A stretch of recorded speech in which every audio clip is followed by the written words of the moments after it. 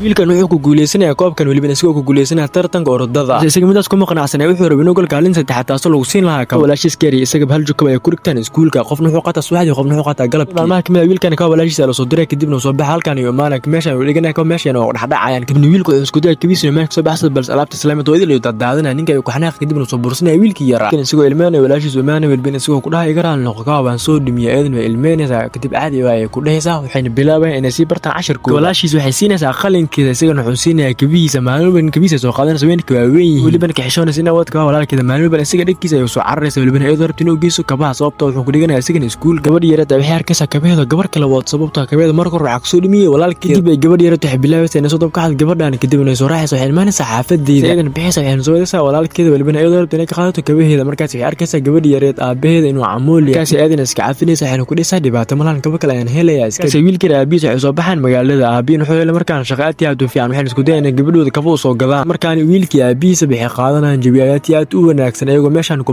baashaalaya maantoodii soo shaqeynaa kadib lacagtu soo shaqeeyo soo qaadana wiilkan wuxuu sheegay aabiis inuu walaashiis inuu kafo u gado aabiin uu ku raacay wiilka talada uu keenay kadib meeshan ay shirku galaan wiilban ayagoo labada baldhacay baaskiilka markaas ay soo baxaan wiilban ayagoo su'aalaha xaafadooda wiilkan shilay u galaabaan wax ayaa gaar meeshan waxa loo qabanaa tartanka orodada dhammaan ardayda waxa loo baahan yahay inay soo qayb galaan qofkii u baahan yahay qofka laba markaas uu arkay wiilka kaalin saddexaad qofka guuleystan la siinaa kabasigan wuxuu bilaabay walaashiis inuu la wadaag kadib tartanku ku soo qayb gal wiilban isagoo si xooga u soo cararaya aan ardayda meeshan ku soo wada carreys qof walba wuxuu cararaya inuu kala kaliya kaalinta ku isaga wiilkan tababar hor ayuu qaba sababtoo maalin walba uu carar jir wiilban isagoo soo carar jir dhanka iyo iskuulka kaasi ayuu wiilka wuxuu carara si xooli ah oo aan kala joogsi lahayn ilaa uu meeshan ku dhac kadibna uu istaago uu si cararaya adigana daawada ha ilaabin muuqaalkan like inoo saarto ugu dambeynna wiilka kaalinta koowaad ayuu galay wiilban isagoo aan fiilin markaas waxa uu dhahay waxaad gashay kaalinta koowaad dhammaan macallimiinta ay qaadayaan ku farxaan wax uu sameeyay wiilka balse isaga dareenkaas kuma jira kaliya wuxuu arkaa ka kadibna uu soo baxay wuxuu imaanaya walaashiis wuxuu ku dhahay aniga waan guuleystay balse kaliya waxaan soo helay katiinad kadib uu halkan fadhiisanay wiilban isagoo iska